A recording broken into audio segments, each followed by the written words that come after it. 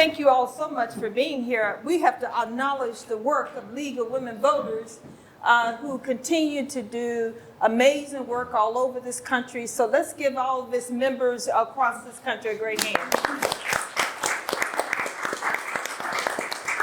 It is exciting for me to be part of this organization and to be able to collaborate in the work. And this is going to be an amazing, informative conversation today. I want to give us a little format on what we can expect and kind of what the flow is going to be.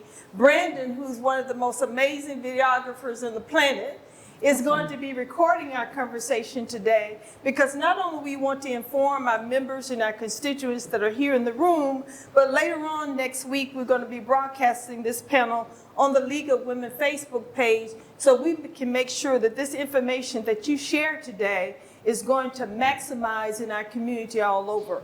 Our goal today for the League of Women is to engage some of our most critical leaders in the election process. Our circuit clerks for Hinds, Rankin, and Madison counties. Our purpose today is to inform, to educate, and inspire our members, our constituents, and community stakeholders on the election process. Our goal is to gain insights into the local electoral process so that we can continue to expand access to more voters in Mississippi. So thank you all so much for coming. We're going to have about 20 minutes of discussion with our leaders here today, and then we're going to have about 10 minutes to answer questions that's been presented before our event today, and then we'll open up the floor if we have time to allow you all to ask any additional questions that we may not get an opportunity to serve. But I just wanted our call of action when we leave here today is not only to share this information, but also when we push this information out on the League of Women Facebook page, we want you to share it across all of your network, because this is going to be some informative information to be able to dispel so many myths out there about the election process, specifically in the counties where we live and we serve, okay? So, I could just sit here and read you amazing bios that I saw. You are definitely qualified for everything you do, but instead we want to get to know you on a little bit more personal level. So what I want each of you to do is introduce yourselves and ask this one question. Why did you choose to serve in this role as circuit clerk? How did you see using your talents, skills, and experience to serve our counties? And Mr. Wallace, since you are leading one of the most largest counties in the state of Mississippi, Hinds County, okay? We're going to start with you, and then we'll go down the panel. Well, good morning, everyone. Good morning. I'm Zach Wallace, Hinds County Circuit Clerk. I have three boys, three amazing boys, 21, 15, and 6. Yes, I did start over. I have an amazing wife. She's very organized. She keeps me on track. When I was campaigning, she was my alarm clock, my boss, my wife, and everything else. So, but in this job here, I've been doing this for 25 years. I was working for Barbara Dunn, beautiful lady. She was a great boss, but more important, she was a great friend. I worked for her for 18 years and fell in love with public service. The best part about my job is when people come in, they don't know so much. I feel like it's my job when they leave the office to know more than when they came in. So that's the best part about the job. I've been a circuit clerk since 2016. Like I said, I love it, but sometimes it's a downside of it, because it's one thing being a leader, but I like to be within the group. Sometimes it take away where I hear all the problems and try to solve them. But being a deputy clerk, I was more hands-on. And just being honest, sometimes I miss that. Sometimes I'm not able to, I forget the day-to-day operations of the clerk's office because you're not hands-on like you used to be. But I love what I do. I love trying to solve problems because it's always a training. Being educated every day, that's the best part. I'm still in school, Thank you all.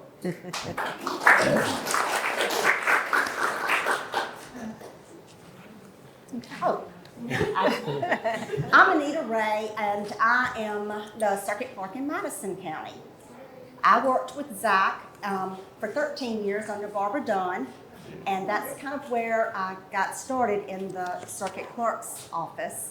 When I found out that Lee Westbrook was retiring, I said, I can really, because we lived in Madison, I said, I can really put that, what I've learned to use in Madison County.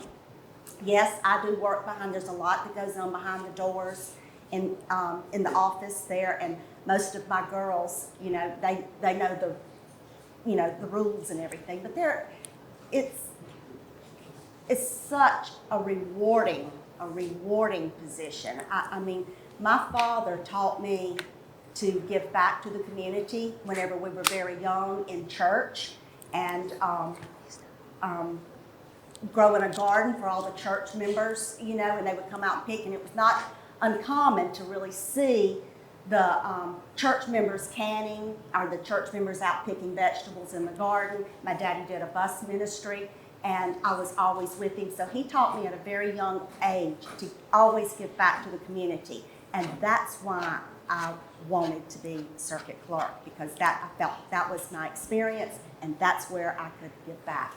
And my, by the way, I am married. We have 5 beautiful children and 5 beautiful grandchildren. I can't forget to introduce them. Okay. Ms. Hancock? Hi, I'm Michelle Adcock, and I am the Chief Deputy Circuit Clerk of Rankin County, and just recently elected in the primary in August, and I will be the next Circuit Clerk of Rankin County. I did not really want to be a circuit clerk, to be honest with you.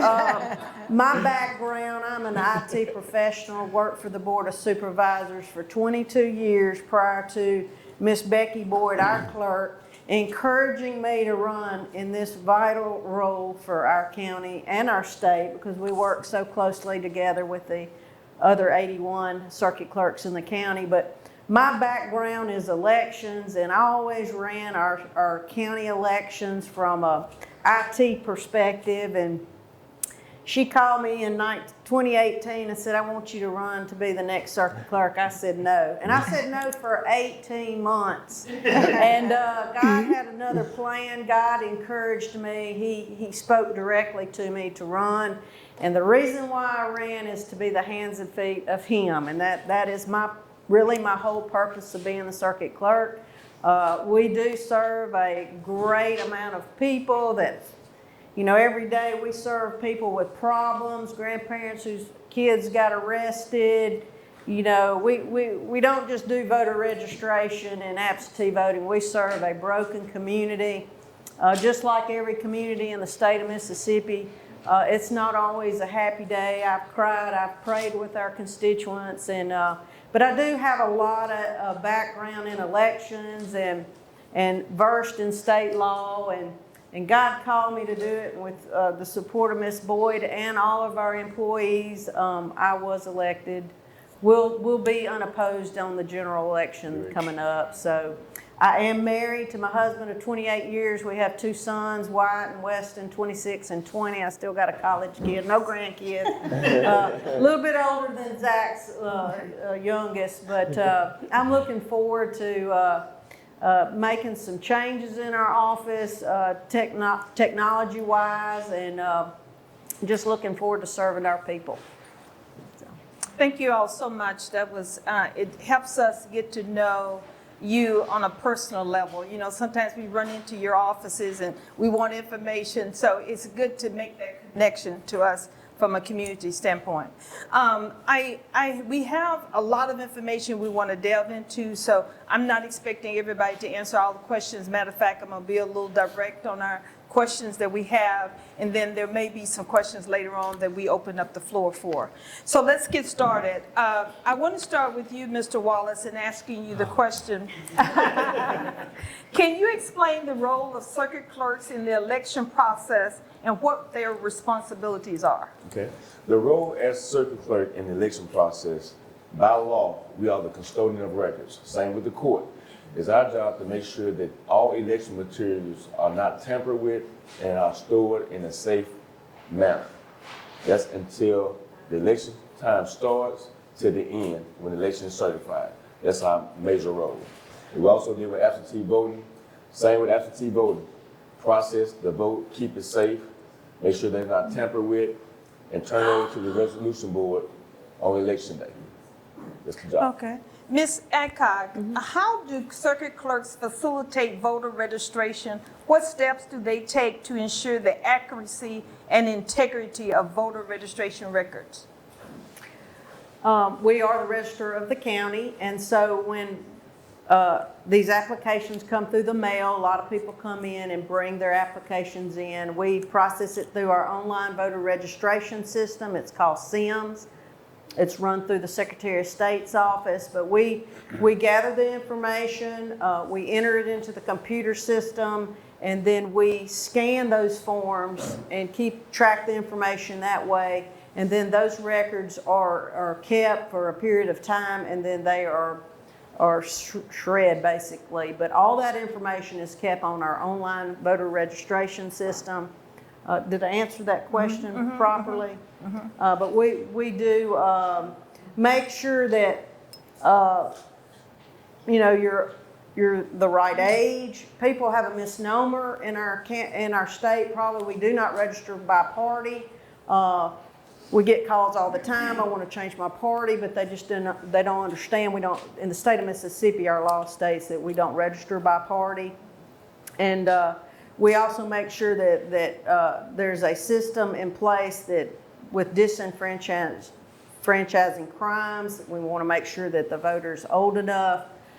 We can register students at the age of 17 if they're going to turn 18 on election day that will allow them to vote. But in the state of Mississippi, you have to register 30 days in advance. So those turning 18 must register 30 days in advance. So those are all computer generated, even though they're registered. If they miss one day, you go to the polls, they're not going to be on the poll books because they missed the deadline. You know, in lieu of recent hacks that we've had, how do you feel like your county is prepared for new technology to make sure that we stay secure and that folks' information is there, that we're able to stay voter ready? You know, talk a little bit about that on the technology side. On the technology side, well, we have security. I talked with our IT guy. Now, I used to be in IT, so I understand the protocols. We try to train our people. I believe Hinds County got hacked because an employee opened an email that was a phishing email, and that's how they got into the system. Is that correct, Zach? I don't know. Anyway, my IT guy, you know,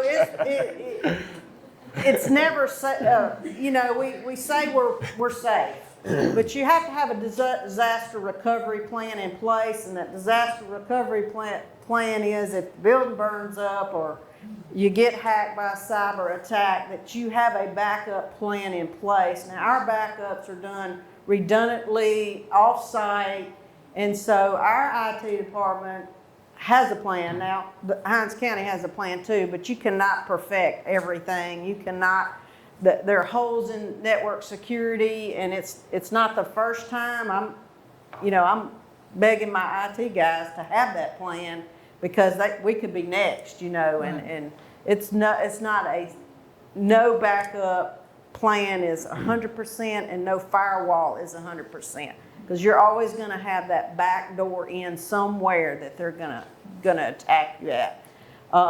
Zach's got a plan to start Monday, I'm sure, to vote his people absentee. But you just got to stay on the edge of things and know what's going on in other counties and be prepared if that happens to you. Thank you so much. Ms. Wray, can you discuss the process of ballot preparation and distribution and how circuit clerks are involved in this process? Yes. First of all, I work very closely with our election commissioners, very closely. We go to, first of all, the Secretary of State will load the election, and then we go through and load up our county candidates. And then from there, I get our ballots, or send my database to our election people in Omaha. and then they send it back, and it is secured. It's under a safe site. You have to have like two different authenticity kind of things that you go through. And I get my data from there. We have 3 checks. I check it, the election commissioner checks it, or the parties, depending on what election it is. And we check our ballots 3 different times to ensure that they are a correct ballot, that everything is lined up the way that it is. You know, even the little marks, the little circles are lined up with the candidates. The little ticker marks that are around, we make sure that we get that completed. Also, we have what we call L&A. It's a logistics and accuracy that comes in right before the election, about a week or 2, and we do all of our testing of our equipment. We take our ballots and we run them through each machine that is going out to the precincts, and we ensure that they are reading properly. So, Mr. Wallace, in Hinds County, is that a similar process, or is there something a little different that happens there? Great question. I might open up a lot of questions when I say this. 82 counties, 82 ways of doing things. And in some counties, we do go by the law. The circuit clerk might play a different role in other counties. The election commission might play a different role. Whereas with me, I don't do any dealings with the ballot. Part of my job is to create the election in SIM, statewide election management system. I create the election, make sure the names are keyed in correctly, make sure they are in order. Then I turn that information over to election commissioners.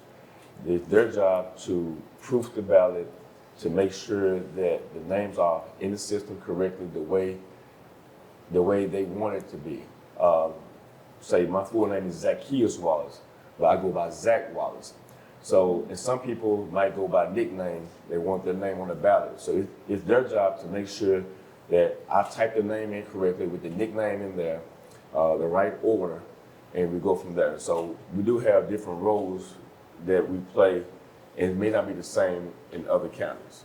You know, we had redistricting impacted Hinds County in a very, very large way this year. So what we're saying is, and I want to be clear, a large part of that responsibility of making sure that that ballot is correct based on those new guidelines is held with the election commissioners. Is that right? With the redistricting, we have options by law. The commissioners can do it, or the circuit clerk can do it. Mm-hmm. Just speaking about Hinds County, a lot of people would rather work with me, one person, than working with 5 election commissioners. Mm-hmm. That's a big task. So it's very important to know what you're doing. I have found out last year and this year that the map takes precedence over anything. Even if people saying that they live in a certain area and this person been my representative for so long, if that map changes and the line does not include the last house on that road, I have to go by that.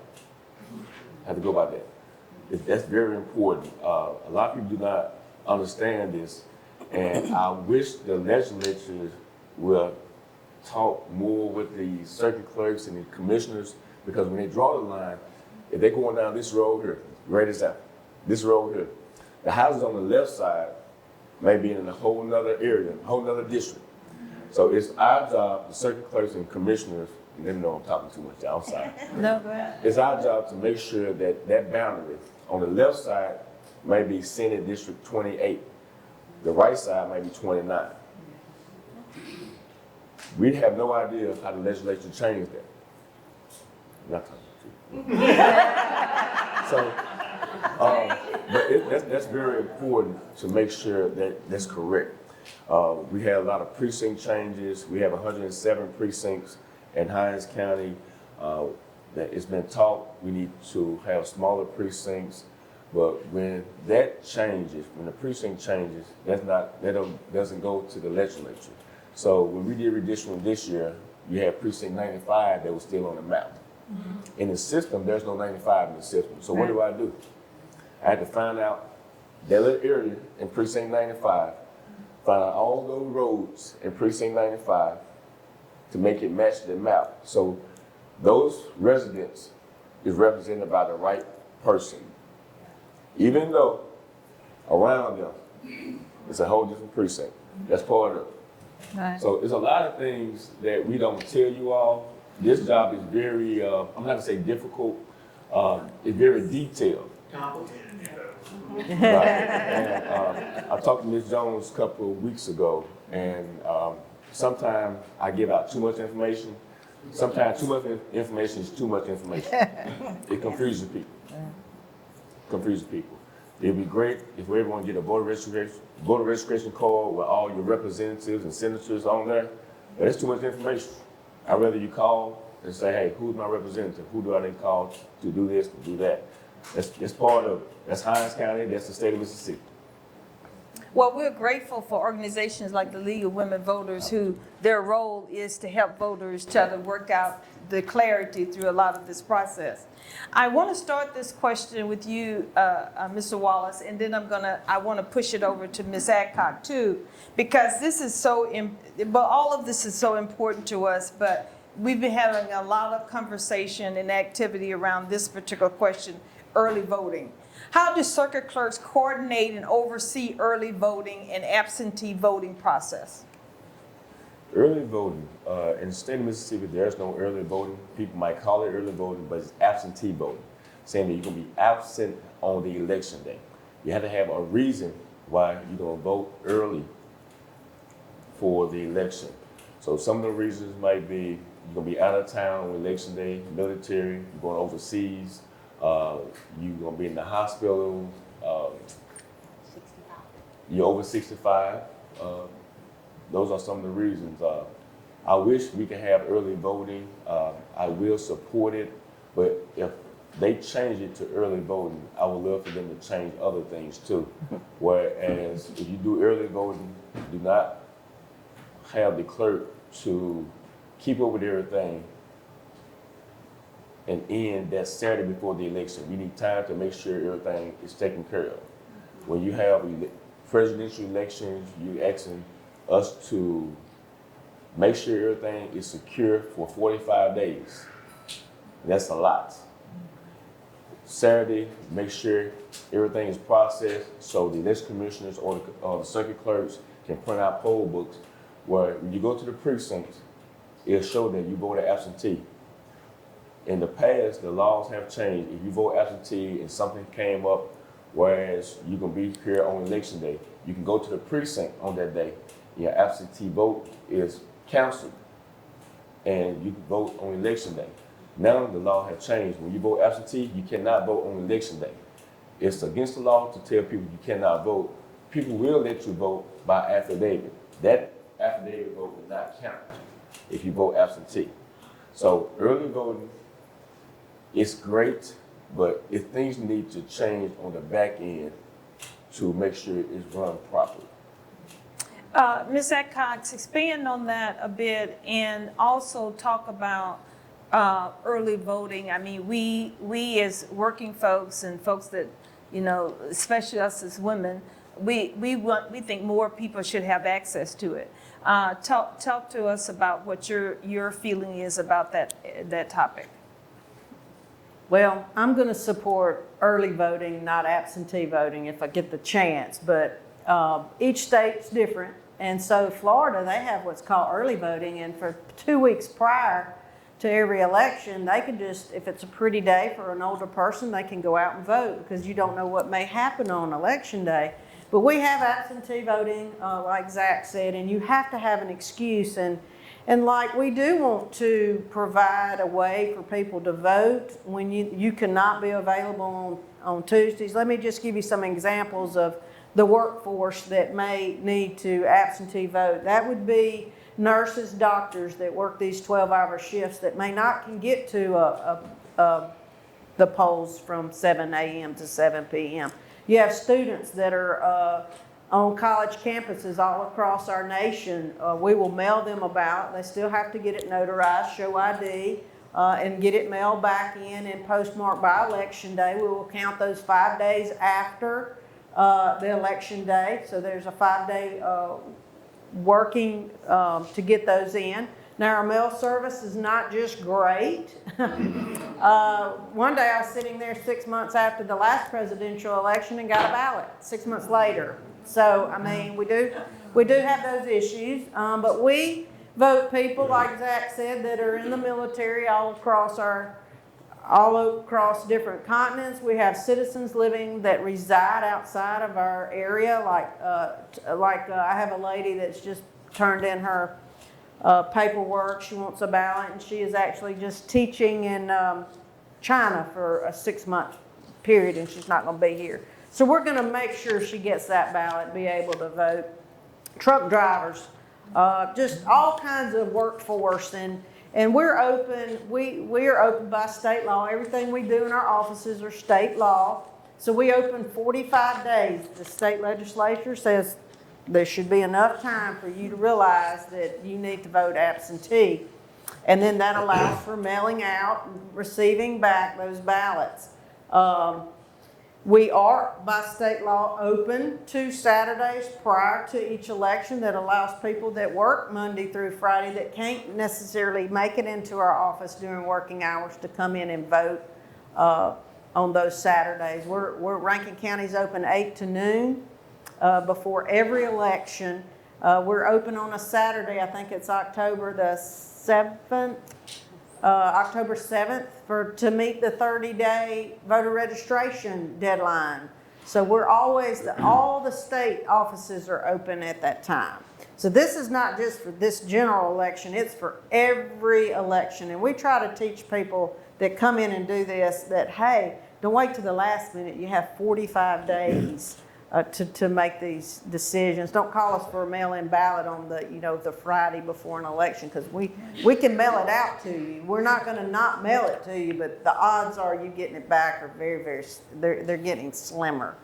But we try to educate through phone conversations and speaking engagements. We try to let our constituents know that. I plan to do a better job with our social media, trying to push that out to let people know what those rules and laws are.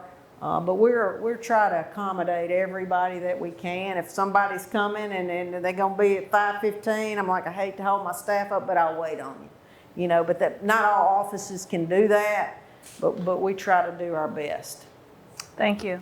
I want to give we had some questions that was been presented by some of our members before our event today, and I want to address a few of those questions. So this is going to be whoever would like to answer. What changes do you think could make the voting process easier for citizens, especially older Mississippians and first-time voters? I can. Okay. First of all, I go into the nursing homes. I go into the schools, and I educate, especially the elderly, on absentee voting, permanent absentee voting. What we do is, if you feel like you can't get to the polls, you're in a nursing home. They get a letter from their doctor, and that we put on a permanent absentee list. That way, every single time there is an election in their district, they will automatically get a ballot. They do not have to have it notarized. I too wish that we would go to early voting, because there's no reason why anybody should have to come in and give a reason why they're voting absentee. We get it all the time. If they had come in, during the presidential election last time, I had over 10,000 absentee ballots. Just about everybody came in and said they were out of town. I can't verify that.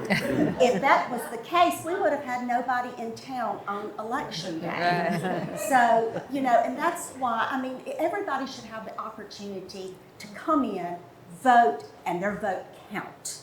I educate my staff on it before we have the election. I said, let's just go over a few rules that may have changed.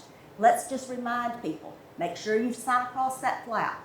But when we send out these absentee ballots, and we put in there the instructions on how to do the absentee voting, by mail, and we'll get them back and the ballots won't be correctly signed. So therefore they don't count. And that I try to educate them by my information that I send out. I talk to them on the phone. So I think our association is trying to go to, maybe lobbying for having the ballot to be counted that particular day, during absentee voting. So I think that it would be a very helpful thing for all of our voters. Okay. Another question from my membership. I noticed the boxes to be checked are in very small print now, and the application sometimes is hard to read due to the lightness or extreme darkness of the ink used by Secretary of State's printing of applications. Would a page of instructions included for voters be helpful to complete the application correctly? We do send out instructions. But most people don't read through the instructions. We even go through and take a highlighter and highlight and make a note. You got to have it notarized. Now, if you are 65 years or older, we will mail you a ballot, but you still have to have it notarized. Okay? If you are disabled, you call us and you're disabled and you cannot get out of your home, you're homebound, you can just get a witness and have, your neighbor or a daughter sign that you are, witnessing the signature. And you can mail it back without a notarized signature. But we send out instructions. I've asked Miss Becky, can we just kind of do a picture? People don't read anything. They want a piece of paper with some pictures on it. So that's kind of I'm going to tweak those for next year and try to, I hate to say it, but dumb it down, make it easier for them to, know where to sign. Right, illustrate it. So, but yes, there are instructions that go out. We even tell them on the phone what they have to do. But we had an election. We had a supervisor runoff, and that race was decided by one vote. Wow. Now that one vote, we had 2 outstanding mail-out ballots. Both of them actually came in the next day. It was a blessing but one ballot was rejected because the application and the ballot were mailed into one envelope, and the resolution committee could not verify the signature from the application on the back side of the ballot envelope. So that vote was rejected. So that race came down to one ballot. And that one ballot decided that supervisor race on the south side of our county, District 1. So, it cringes me all the time. Now, if we get, I've asked our clerk, again, I'm the chief deputy clerk, but, if we get one mail back to us and I know I can see that application in time to notify that voter to come in, or can we mail it back or something? Because, I don't think any clerk in the state of Mississippi wants to not have a vote count. I mean, you picked up the phone and you ask for a ballot and then we get it back and we can't count it. It hurts our heart every time. But we have to stick to the law. We're mandated by state law, and so we don't count those votes. That's part of the election commissioner's duties. And sometimes people don't understand what the clerk's duties are and the election commissioner's duties are. But we're the registrar. I tell people all the time, we will put you on the system. We do not take you off. That is the job of the election commissioners. They are to purge the rolls, to clean up the rolls, but we are register you and do absentee voting. Now we gather the ballots, and like Zach said, on that last Saturday, our staff puts them in a secure vault every night. They're locked, sealed. And then our election commissioners come and get our ballots about midday on election day and hand them over to a resolution committee. And so the clerk's office never opens a ballot whatsoever. We would like to see, again, I've never been to a clerk's convention, but I would like to see that those ballots actually be scanned, not counted, but be scanned, that we don't put them inside an envelope, that the voter actually goes to the scanner, and we never touch the ballot, that vote gets scanned the day that they voted. I believe there will be a lot less errors, and more votes would count that way. Mr. Wallace? Can I add on to that? I agree with everything she said. The absentee voting process, as you know, that you have to call and request it. We send you an application, you have to have it notarized or witnessed and send it back to us, then we send you a ballot. I think we need to cut this step out. It's just my opinion. I feel like the application should be on the envelope of your ballot. So that means that when you call and request it, we send you a ballot and the envelope to return back to us. So you stick that ballot, once you have voted, into the envelope, and you check the reason why you voted on the envelope. Sign off on it, send it back to us. The ones that coming into that office, they ask for an application, we check and make sure they are registered voters, give them a ballot. That means take away the application process, give them a ballot, let them fill it out, and scan it into the system. They should have the same practice as on election day. I think we need to cut out some steps because it's a hard job for us to, I'm speaking for y'all. It's a hard job for us to pull up a person's name in the system, say they are ready they are registered voter, they can vote absentee. Then we turn it over to the resolution board. The resolution board say, hey, this signature does not match this signature. They did not sign over the flap and they reject that ballot. I think all absentee ballots should be counted at the time that person votes. You should not turn it over to the resolution board, but they do not have access to our system to check to make sure that person is registered. If they change their address, at that point it doesn't matter because we gave them the information.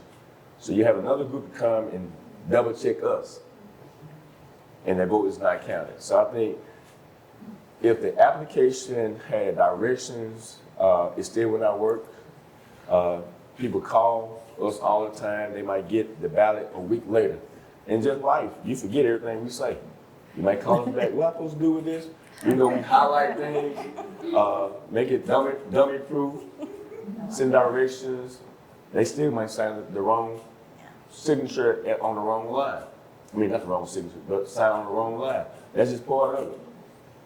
Sometimes I think it's hard for a mother, I'm gonna say mother, to deal with the daily routine, taking care of the children, taking care of the house, taking care of the husbands. And at the end of the day, you're gonna go vote. Early voting would be great, instead of just doing it on election day. So I know that's. Well, Mr. Wallace, how influential is the circuit clerks in making these critical changes to our success around voting? A lot of times in our associations and our daily operations, we might talk to the clerks and get ideas. We have a great association.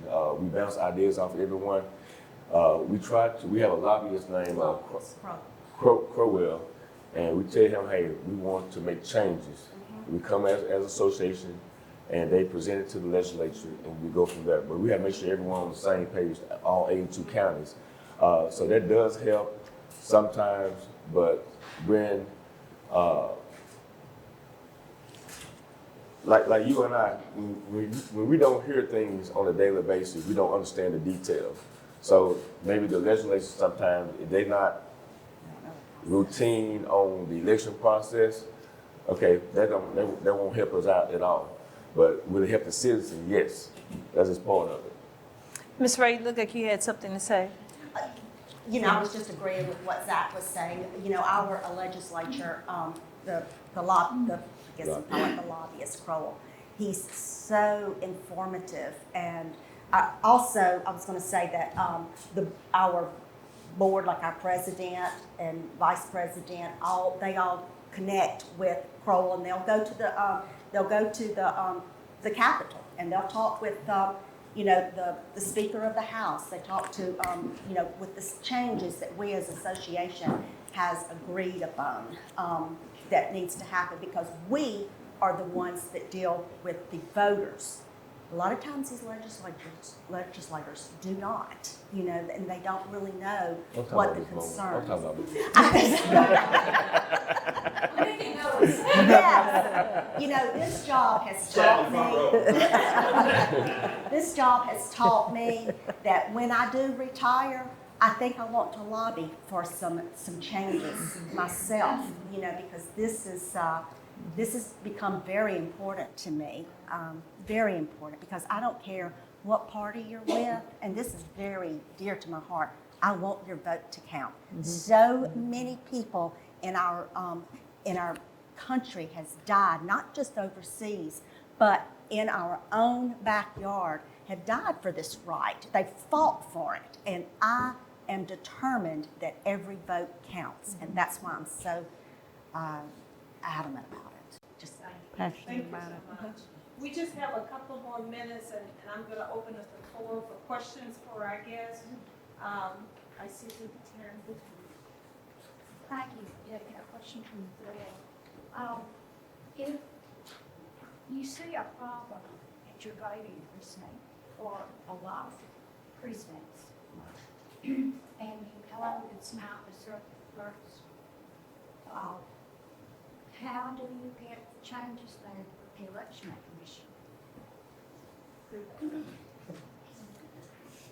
well, And I don't know if you want me to be specific. I would. Please. But at the last election, which was a partisan primary for both parties, in my precinct, there was no sign on either table that said which one to go to the government, zero signs. And I was a total watcher, and my instructions were do not interact with any voters. I had someone sitting back and elected with all table and were totally puzzled about what was on the ballot. I knew how they felt, did that I vote for. There was no sign of nobody, nobody was directing people. People should be able to direct themselves to the right thing. That's one big issue that I saw. And I know there were more, and I've heard of more across the county. What county do you vote in? Hinds. Hinds County. So that's I can address that from Rankin County, but Zach may want to address that from Hinds County. So, Okay. what you should contact someone. My suggestion, you contact the circuit clerk. It's my job to let the election commissioner know or the party know what's going on. That's right. I can do that. Yes, ma'am. And I'll give my cell phone number out also before we leave. But I'm gonna tell you, just speaking of Hinds County, in my experience, I have two offices. I have an office in Jackson, downtown Jackson. I have an office in Rankin. And my biggest problem was to get both offices doing the same thing. I tell my office now, keep it simple. If someone asks you how to file a complaint, everyone should have the same answer. And I tell my staff to go in order. Filing fee, $161, the original complaint, and the civil cover sheet. I want them to go in that order. Everyone should get the same answer. So, saying that, the election commissioners and the party do a great job of training poll workers, but we always get sued because what the poll workers do not do. You have a poll worker been working at their precinct for 20 years, it's in their head, they program, they're gonna do what they wanna do. And I hate to say it like that, but if you have someone is getting trained and you have a poll manager and other poll workers, they're gonna run that poll the way they see fit. Hopefully they're not breaking the law, but it's very hard to get poll workers to do what they're supposed to do, to open up before 7 o'clock and have everything ready for that person can vote at 7 o'clock at that precinct. It's very hard to have all the signs in that precinct bag that the election commissioner do or the party does, and the poll workers do not pull out everything. It's very hard to tell the poll workers, you have a split precinct, pull out all your ballots and separate your ballots. It's very hard for them because they are trained 2 weeks in advance. They go to the polls at 6 o'clock, maybe 5:30 in the morning, and for some reason, they see things and it's foreign to them. So that's my answer to your question. Definitely contact the Circuit Clerk's office to let us know, and we'll try to correct it as soon as possible, because a lot of times I got phone calls where the Republican side wasn't open or the Democrats did not have all their ballots or they didn't have the right ballots. So it was my job to let the election commissioner know, let a sheriff know to go take care of that as soon as possible. So that's things we have to deal with. The voter come to the precinct, we ask the voter to come back. Monday, I'm gonna have to ask some voters to come back if I'm not ready at 8 o'clock for people to vote absentee. That's part of it. I don't have any control of it. Okay, here's another question from the audience. Why are some people convinced our circuit clerks cannot ensure secure elections without fraud? Why is there a feeling our elections aren't secure? I guess that's to me, huh? No. Look, I really believe that the controversy all across the United States has created that, Absolutely. that feeling like we don't have our elections secure. That's why I tried, let me give you an example. So back during the presidential election, I had a lady and her husband that came in. They were an elderly couple and they wanted to absentee vote. Well, as they were standing there, they said, well, I just don't want to do this. I don't want to, I don't think it's secure. I took them back and showed them where we seal, how we actually keep our elections secure, how it's encrypted on a thumb drive. I went through the process with her, how we put them in a vault, they're sealed. I went through everything with her. And believe it or not, she voted. She voted.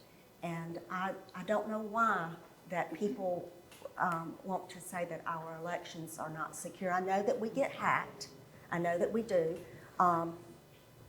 We do have a good, our county does have a good IT department, and we keep very much in close and very much close together. We communicate, and he always is sending us emails. Don't open up an email. He's even tricked us one time all over the county, and he sent something that looked like it was from one of the county employees, and just about everybody opened it up.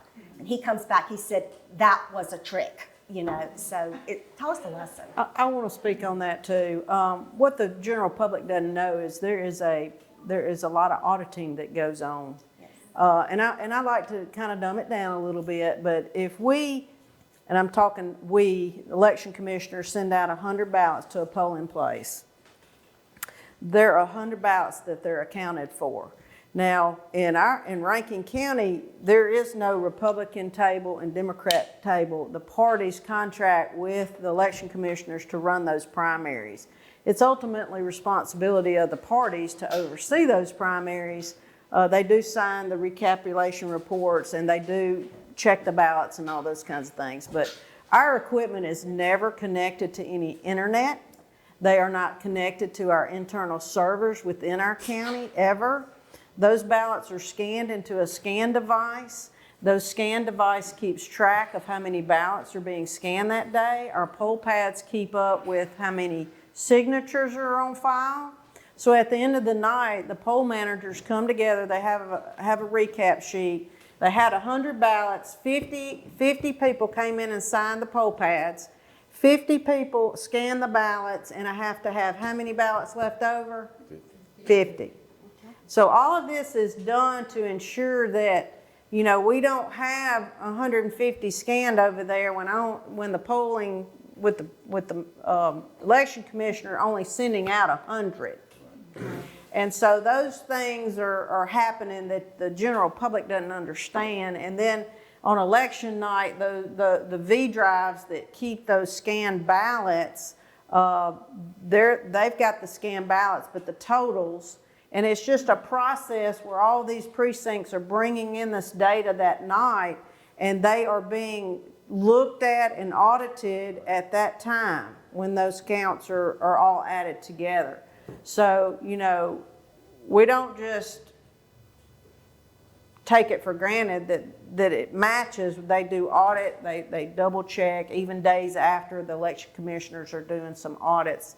But our system, our voting system, and I don't know about theirs, but if that ballot is scanned once, it's got a barcode on it. You cannot pull it out of a ballot box. A poll manager or worker cannot pull out a bunch of ballots and rescan them. Once they're scanned, that computer knows that ballot has been scanned. Okay. Well, thank you so much. Look, we'll take one more question, and then we're going to wrap up. Would y'all support online voter registration? Amen. Wouldn't that save us a lot of work? Yeah, absolutely it would. Absolutely. And all the mistakes. I would say we do have online voting. Registration. Registration. Oh, yeah, online registration, because when you get ready to renew your driver license, they send us information to say that I want to register to vote. But the problem with that, we have so many different systems and they do not communicate with each other. So a lot of times, I don't know, I'm speaking for Hinds County now. So a lot of times you might get information from the Highway Patrol Department. It might say 4120 Old Cannon Road, Madison, Mississippi, 39110. There's nothing to say that there's wrong. So we need, if there was a way to verify the address before it gets to us, to communicate with the post office, the energy people, to say this is a valid address, that would be great. So it's some work need to be done. So we do have online voter registration, but not Through the DPS. not through DPS, Department of Public Safety, but not like everyone think it is. Thank you so much, Mr. Wallace. I want to wrap up our conversation today in 1 minute. I want you all to share with you what you would like for our membership and our constituents to know, and also our public that's going to be getting this message afterwards. What should we walk away with today? Every vote counts, and we've just seen that in Rankin County. And I've been doing elections for 20 plus years. I've seen races come down to 15, but one vote counts, and the power of your vote, you are so influential in your family and your community and your networking that one vote could amount to 100 votes, and it could make a difference in a race. So your vote is powerful, and you need to exercise it. Be informed. I'm very, be informed. I just ran for political office for the first time, and I put myself out there everywhere I could be, and it was amazing that people just never showed up to meet me, or I'm talking with every candidate was there, and we just could not get the public to come in and hear us talk and speak and meet. And I just think, looking at our numbers over the last couple of years, people are just disengaged, and we just need to do a better job of engaging them to get out there. And there's no better person to help engage someone as a parent or a grandparent, because they're going to see what you do. I've always taken my kids to vote with me when they were young. And as my grandkids will go with me to vote, to know that is an important thing that we do. We sit down as a family, discuss candidates. I'm not telling my kids who to vote for, but we're looking at them, we're talking about them, we're looking at their platforms, we're looking at what they have voted on in the past, and I'm going to let my kids make an informative decision on their own based on family discussions. So I just want to encourage you to do the same. Ms. Wray. Yes, we work very, very closely with the Secretary of State. And with redistricting, a lot of people may be in a different Senate district, different House, different supervisor. The Secretary of State has if you go to www.ms.gov, on there it has, you'll go to elections, and then you go to Y'all Vote, and down at the bottom is a place called My Election Day. And if you'll type in your address, It will tell you exactly what precinct to go to. It even will have a sample ballot that is specific to where you live that you can look up and know where to go vote, and then be informed of who is on your ballot. Just like she said, got to know your candidates. Don't vote because they're your next door neighbor. You know, vote for who you know will do the best That's the reason job. not to vote for him. Mr. Wallace, I think you're going to wrap us up. Yes, I would say we need your help getting out better information. Let's say the same thing that the clerks are saying. So when voter registration come, I think we need to do more at voter registration tables. So don't be big on, okay, I got 100 people that sign up for voter registration. What are we doing? Are we saying that I want you to register to vote to be ready for this November 7th election? I think we leave that part out. I think we are so big on voter registration and not asking people to vote at voter registration events and things like that.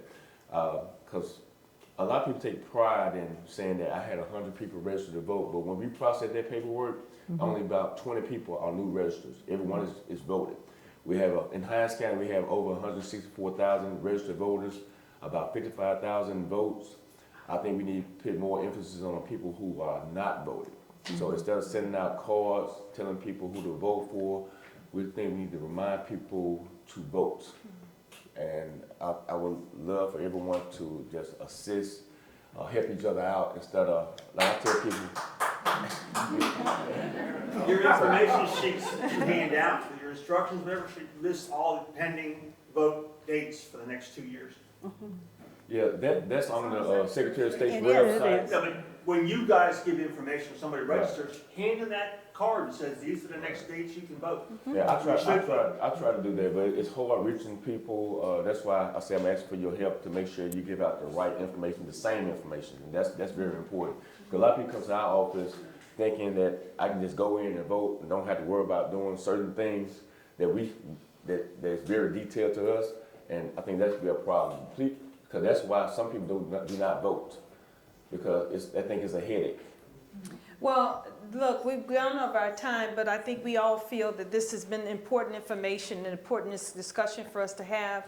You all have been extremely informative for us today. We thank you so much for opening up, being the transparent leaders that you are, and really contributing to our future success in the work that we do at League of Women Voters and in all of our communities. Let's give all of these incredible people a hand. Thank all of you so very much. This has been a great discussion, and we look forward to having more of these dialogues. I'm going to turn it over to our amazing Miss Margaret Burns, our president, and let her wrap us up. But I also want to give a little shout out to 411.org. Yes, we got y'all vote, but I tell you, 411.org and the amazing people that Janet has led us. They gave me a minute. Oh, okay, good. I love that website. With your loud voice, would you say, please share our posts Okay. on all social media? Okay, and it's a great tool. When people ask you about information and where they need to go, just give them quick vote 411. There's a little, I think there's a little connection that they can just share throughout their social media also. Yeah, just put that site right on your page. Okay. Or your tweet Okay. or whatever. It's my go-to place, okay? Thank you all so very much.